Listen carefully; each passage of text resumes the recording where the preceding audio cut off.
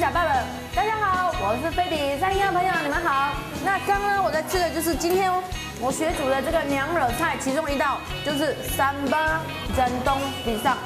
看看这些呢都是那个香蕉心哦，还有另外一道呢我也学煮到的就是崩带。那这一次是我第一次学煮娘惹菜，老实说，我虽然吃了很多娘惹菜，但是我对于烹煮娘惹菜一点概念也没有，而且呢，原来娘惹菜真正的鼻祖是福建菜哦。它是结合了我们的那种传统福建菜，然后糅合了很多一些马来呀，还有印尼的这个风味在里面，所以呢，绝对是我们现在所说的 fusion 的那个鼻祖。再来，我觉得一般上我们在吃这个传统福建菜的时候，都会觉得，像我们福建人一样是属于比较内敛，但是呢，娘惹菜它就结合了我们福建菜的内敛，还有这些南洋风味的这个热情奔放，所以在口中的时候呢，完全是别有一番滋味在心头。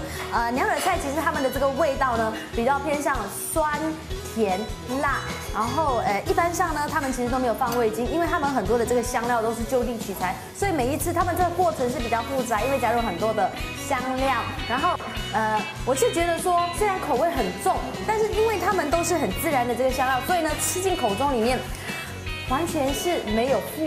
杂，然后没有负担，没有任何油腻的感觉。很多的菜呢，无论是酸甜苦辣，放进嘴巴的第一个感觉就是香。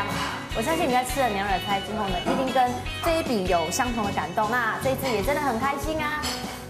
因为很感谢我们的这个 Uncle Johnson， 他本身呢就是一位娘惹餐厅的这个大师傅，然后最重要的就是呢，他也就是我们马六甲巴巴牛亚的后代嘞。他的这个娘惹菜呢，真的是他的妈妈传给他，然后